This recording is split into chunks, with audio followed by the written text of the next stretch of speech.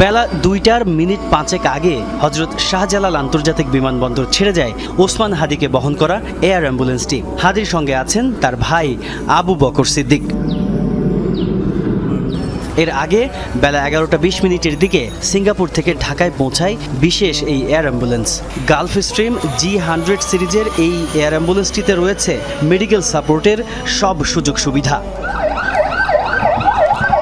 দুপুর 1:15টায় ওসমান হাদিকে বের করা হয় এভারকেয়ার হাসপাতাল থেকে। তাকে বহন করা অ্যাম্বুলেন্স দ্রুত পৌঁছে যায় শাহজালাল বিমানবন্দরে। পুরো যাত্রাপথে ছিল কড়া পুলিশের নিরাপত্তা।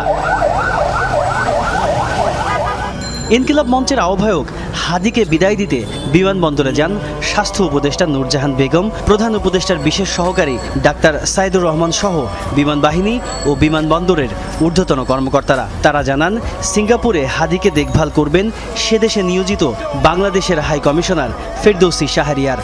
সিঙ্গাপুর জেনারেল হসপিটালের সকল টিমের যারা আছেন তাদের সবার সঙ্গেই কিছুক্ষণ আগে তাদের টেলিকনফারেন্সিং হয়েছে।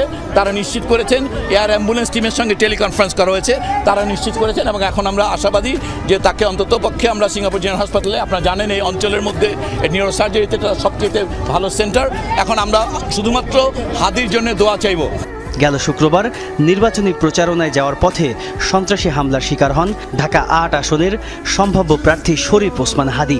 খুব কাছ থেকে তাকে গুলি করা হলে সেই গুলি মস্তিষ্ককে এফোড় করে দেয়। সেদিন থেকে জীবন মৃত্যুর সন্ধিক্ষণে ইনকিলাব মঞ্চের এই আহ্বায়ক। ঢাকা মেডিকেল থেকে তাকে এভারকেয়ার